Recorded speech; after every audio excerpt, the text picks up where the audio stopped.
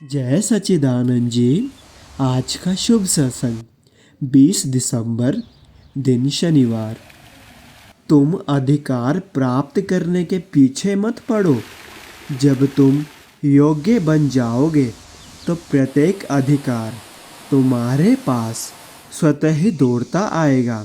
इसलिए तुम स्वयं को योग्य बनाने का प्रयत्न करो। आज के सत्संग का शीर्षक है संत वचन। आज का सत्संग श्री प्रयागधाम आश्रम से पूज्य महात्मा जी के द्वारा बड़े ही आदर सहित फरमाया गया है। आज के सत्संग का पूरा लाभ प्राप्त करना चाहिए। ऐसे ही श्री प्रयागधाम आश्रम के सत्संग सुनते रहने के लिए अनंतपुर धारा SSGN से जुड़े रहें। अगले स्वर पूज्य महात्मा जी के होंगे। भाग्यशाली गुरुमुखो,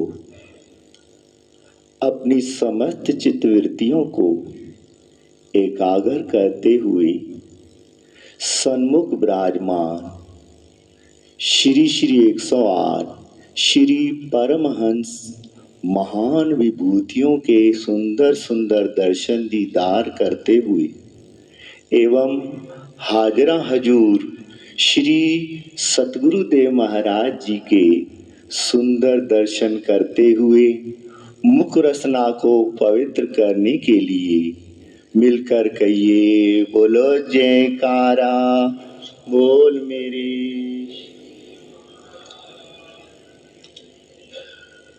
लिखा है कि सुंदर सुंदर सिंहासन पर हो रहे दर्शन श्री परमहंस अवतार प्रेमियों ने आज पूजन किया।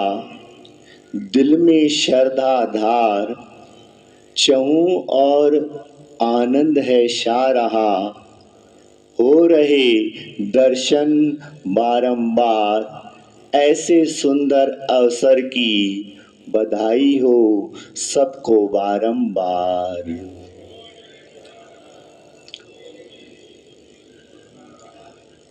ये हम गुरुमुखों का सौभाग्य है जो हमें श्री गुरु महाराज जी अपने चरणों में सुबह सवेरे बुलाकर श्री आरती पूजा और सुंदर सुंदर दर्शन देने का सुंदर अवसर हमें प्रदान कर रहे हैं। तो ये महापुरुषों की अति अति महान हम गुरुमुखों के ऊपर कृपा है, रहमत बरस रही है, जो हमें अपने चरण शरण में बिठाकर हमें अपने सुंदर सुंदर दर्शनों से आशीर्वादों से निहाल करते हुए और अपनी भक्ति जो कि प्यारी से प्यारी भक्ति है वो हमें दान देने के लिए बार बार हमें यही प्रेरणा देते हैं कि बड़ भागी जीव जगत में शरण गुरु की आते हैं, करके नाम भक्ति की कमाई जीवन सफल कर जाते हैं। नाम और भक्ति की कमाई ही इस जगत में जीवों को करने के लिए ही यह सुंदर अवसर हमें गुरु महाराज जी प्रदान कर रहे हैं, जिसका लाभ गुरुमुख प्रेमी संस्कारी जीव ही ले सकते हैं। कहते हैं कबीर साहब के जमाने में दो माइयां सत्तू पीसने के लिए गई थी। जब सत्तू पीसते पीसते जब उनका डब्बा भर गया तो वो जब लेकर साथ में चल रही थी तो रास्ते में बरसात पड़ने के कारण कीचड़ थी और कीचड़ में उन दोनों का पांव फिसल गया। फिसलते ही दोनों का सत्तू का आटा गिर गया, कीचड़ में गिर मिल गया, जिसमें एक माई जो हंस रही थी और दूसरी जो है रो रही थी, चिल्ला रही थी कि मेरा तो सारा का सारा मेहनत आटा कीचड़ में गिर गया। और दूसरी जो है हंस रही थी तो कबीर साहब जी उस जगह से निकल रहे थे, तो कबीर साहब ने हंसते हुए माई से पूछा कि कीचड़ में तो दोनों का आटा गिर गया है और आप हंस रही हैं। दूसरे का दुख तो हमें भी हो रहा है कि उसका आटा गिर गया है। तो उसने बताया कि जब हम पीस रही थी उस समय में जो है बीच बीच में खाते हुए अपना पेट भर लिया है। अब उस खुशी में मैं खुश हो रही हूँ कि मैंने कम से कम अपना पेट तो भर लिया। और इसे भी मैं कह रही थी कि भाई खा लो, बीच बीच में खा लो। तो वो कह रही थी कि मैं बाद में खाऊंगी, मैं बाद में घर में आराम से खाऊंगी। इसी वजह से मैं हंस रही हूँ और ये रो रही है। तो कबीर साहब ने अपनी वाणी में फरमान किया कि कीचड़ आटा गिर पड़ा, कछु न आयो हाथ, पीसत पीसत चाबिया, सोई निभियो साथ। कि इस संसार में हर एक इंसान अपनी जिंदगी व्यतीत करने के लिए सुबह से लेके शाम तक मेहनत कर रहा है, लेकिन बीच बीच में जो नाम और भक्ति की कमाई करने के लिए और आरती पूजा के लिए समय निकाल कर ये अपना परलोक का तोशा बनाता जाता है, तो वो उसको आखिर में उस माई की तरह हंसते हंसते वो मालिक की दरगाह में जाकर पहुंचता है और कहता है कि मैं अपनी तो पूंजी इकट्ठी कर ली। और जो इंसान नाम और भक्ति की कमाई नहीं करता, वो आखिर में उस संसार में जब जाता है तो रोते रोते कहता है कि मेरी मेहनत तो सारी की सारी संसार में हमने सब कुछ दिया, लेकिन संसार में जब जाने का समय हुआ तो मैंने कुछ नहीं लिया। तो ये महापुरुष गुरुमुखों को सदा यही हिदायत करते हैं जो हमारे प्रातः स्मरणी श्री श्री 108 पंचम पातशाही जी ने वचनों बार बार में यही फरमाते हैं कि पांचों नियमों की पालना नित्य नियम से करते रहें। और हाजरा हजूर श्री गुरु महाराज जी की जो आज्ञा है 2 घंटा रोजाना नाम जपते हुए अपने जीवन को सकारत करते हुए महापुरुषों की भी प्रसन्नता के पात्र बने और अपने जीवन को भी सफल बनाकर लोक सुखी और परलोक सुहेला बना लें। बोलो जयकारा बोल मेरे श्री। तेरा हो गया दयालु तेरा।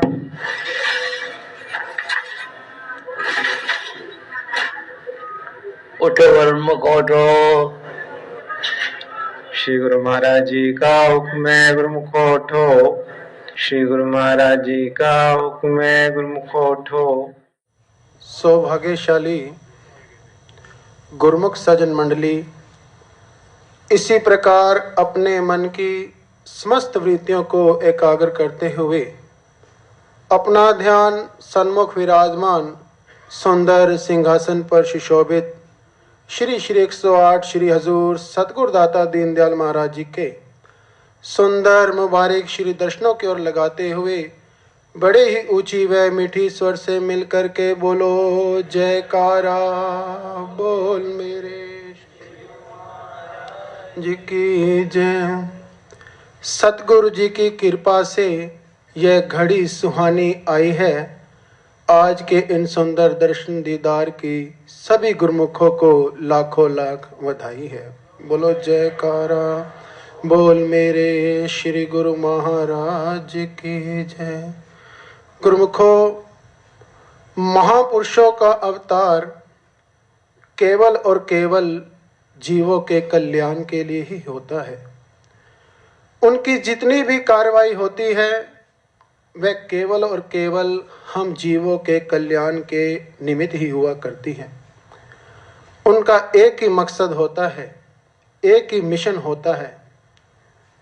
वो क्या कि जीवों को उस मार्ग पर लगाना जिस मार्ग पर वो चलकर मालिक की कृपा, मालिक की प्रसन्नता और मालिक की भक्ति को प्राप्त कर सकें। इसके लिए सबसे पहले वह ये देखते हैं कि संसारी मनुष्य का जो झुकाव है वो किस तरफ है, किन किन बातों को, किन किन चीज़ों को वो महत्व देता है। यह देखकर ही वो वचन फरमाते हैं। पंचम पातशाह श्री गुरु अर्जुन देव महाराज जी के वचन हैं, अति सुंदर कुलीन चतुर मुख ज्ञानी धनवंत, मृतक ये नानका जे प्रीत नहीं भगवान। महापुरुषों ने देखा कि आम संसारी जीव जो है कुछ कुछ बातों को बहुत अधिक महत्व देता है, उनमें बहुत बड़ा गुण और विशेषता समझता है। जैसे कि सुंदरता को महत्व देता है, शारीरिक सुंदरता को, और किस कुल जाति का है इसको भी बहुत महत्व देता है, और कितना सांसारिक दृष्टि से चतुर और चालाक है इसको भी बहुत महत्व देता है, और कितना बड़ा वक्ता है। अब कोई वक्ता तो हजारों को प्रभावित कर लेता है तो कोई लाखों को प्रभावित कर लेता है, यह भी बहुत भारी गुण है। और सबसे ज़्यादा संसारी मनुष्य जो है धन को बहुत महत्व देता है। यह देख करके महापुरुषों ने फरमाया कि अति सुंदर हो कोई। महापुरुषों ने किसी से कोई तुलना नहीं की, कोई सीमा नहीं बांधी, फरमाया कि अति सुंदर, चाहे वह चंद्रमा की तरह सुंदर है या गुलाब की तरह सुंदर है, कह दिया कि अति सुंदर। और कुलीन भी हो ऊंचे से ऊंचे कुल का, और चतुर चालाक भी इतना हो कि जिसका कोई अंत ना हो, फरमाया कि अति चतुर। ये अति शब्द जो है सबके साथ है।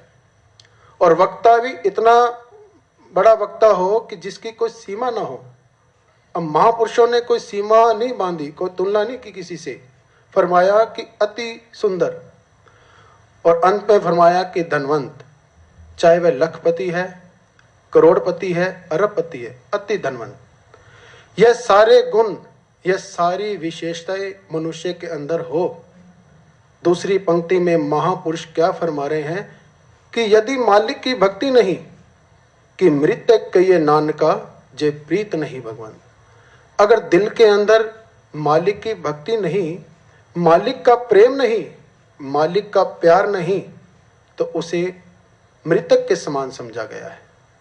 अब जैसे कोई मृतक है, चाहे वह कितना भी बड़ा सेठ हो, राजा हो, महाराजा हो, सेठ हो, धनी हो, यदि वह शरीर छोड़ जाए और यदि उसे कितने ही सुगंधित पदार्थों से स्नान करवा दो, कितने ही रेशमी मूल्यवान वस्त्र पहना दो, चाहे महंगे से महंगा सेंट लगा दो, कितने ही आभूषण पहना दो, क्या उसकी कीमत बढ़ जाएगी? नहीं, उसकी कोई कीमत नहीं बढ़ेगी, क्योंकि वह तो मृतक है।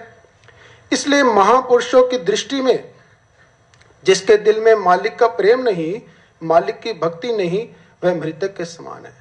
वह संसार के अंदर जो जीव है वह सदा दुखी और परेशान रहता है। संसार में आता है, संसार के कार्य व्यवहार करता है और एक दिन इस संसार को छोड़ करके चला जाता है। यह आना जाना उसका लगा रहता है। लेकिन जो मालिक के साथ प्रेम करते हैं, मालिक की याद को दिल में बसाते हैं, वे सदा सदा के लिए अमर हो जाते हैं। जैसे कि सतयुग में ध्रुव और प्रहलाद हुए, आज भी वे हमारे लिए भक्ति की प्रेरणा के स्रोत बने हुए हैं। आज भी हमें उनसे भक्ति के मार्ग पर चलने की प्रेरणा मिल रही है। वे आज भी जीवित हैं। कितने ही संत महापुरुष, ऋषि मुनि, योगी, तपस्वी हुए, आज भी वे हमारे लिए प्रेरणा का स्रोत हैं। वे आज भी हमारे लिए जीवित है। तो जो संसार के साथ लगाव रखता है, संसार के पदार्थों को दिल में बसाता है, तो गुरुमुखो ये संसार के जो पदार्थ हैं वे साथ नहीं जाते। साथ जाता है केवल प्रभु का नाम। कि साथ तेरे जाएगा एक प्रभु का नाम ही, जिस दुनिया पर तू है फिदा दर हकीकत है नफी। कि जितने भी संसार के जो पदार्थ हैं ये जीरो के समान है। नफी कहते हैं शून्य को। ये सारे जितने भी पदार्थ हैं ये शून्य है। हाँ, शरीर के काम के लिए या थोड़े समय के लिए काम आते हैं, लेकिन साथ जाने वाली चीज़ क्या है? मालिक का नाम। जो सतगुरु ने हम पर नाम की बख्शिश की है, जो हमें नाम बख्शा है, वह चीज़ साथ जाती है। और जो संसार से लगाव रखता है, संसार के पदार्थों को दिल में बसाता है, और एक दिन जब वो संसार से जाता है तो उसका तो नाम भी कभी जिंदा नहीं रहता। लेकिन जो मालिक के प्रेम को दिल में बसाते हैं, मालिक की याद को दिल में बसाते हैं, उनकी आज्ञा और मौज में चलते हैं, जब वे इस संसार से जाते हैं तो वे इस जहां में तो सच्ची खुशियां प्राप्त करते ही हैं, पर लोक में भी उनका मुख उज्जवल हो जाता है। और यह कब होता है? जब जीव सदगुरु के चरणों से प्रेम करता है। गुरुमुखो, एक प्रेम ही ऐसी चीज है जिससे जीव अपने सदगुरु के नजदीक पहुंच सकता है। कि जिन प्रेम किया तिन ही प्रभु पायो, कि जिसने भी सच्ची श्रद्धा से, सच्ची भावना से, सच्चे दिल से अपने सदगुरु के चरणों से प्रेम किया, उसने अपने सदगुरु के साक्षात दर्शन दीदार कर लिए। और वह घट में अपने सदगुरु के ऐसे दर्शन दीदार करता है जैसे कि इस समय सुंदर सिंहासन पर विराजमान हो करके मेरे प्यारे प्रभु सभी गुरुमुखों को अपने पावन शीर दर्शनों से निहाल कर रहे हैं। बोलो जयकार। और ये प्रेम कब उत्पन्न होता है? जब जीव महापुरुषों की आज्ञा और मौज में चलता है। उनकी आज्ञा क्या है? कि ये जो भक्ति के 5 नियम, श्री आरती, पूजा, सेवा, सत्संग, सुमरन और दर्शन ध्यान, श्रद्धा सहित जो सेवन करे निश्चय हो कल्याण। और 2 घंटे का भजन ध्यान, जो सबके लिए जरूरी है। गुरुमुखो, यदि हम इन नियमों की पालना करेंगे तो हम अपने जीवन के अंदर देखेंगे कि कितनी ही खुशियां बरस रही हैं। हमारा दिन ऐसे कटेगा कि हमें पता ही नहीं चलेगा। महापुरुषों की नजदीकी भी हमें मिलेगी। और जब हम इन नियमों की पालना करेंगे तो हमारे दिल के अंदर सदगुरु के प्रेम की उत्पत्ति होगी। और जब प्रेम उत्पन्न हो जाएगा तो मालिक की कृपा भी प्राप्त होगी और उनका आशीर्वाद भी प्राप्त होगा। और महापुरुषों की कृपा से हमारा यह मानव जन्म सफल हो जाएगा। एक बार आज के सदगुरु के दर्शन दीदार की सभी गुरुमुखों को लाखों लाख बधाई हो। बोलो जयकारा बोल मेरे। बोल जयकारा बोल मेरे श्री गुरु महाराज की जय। कोई प्रेम से, कोई प्यार से, कोई प्रेम से, कोई प्यार से मेरे प्रभु का दर्शन पाले, बड़ा सुख पाएगा, बड़ा सुख पाएगा।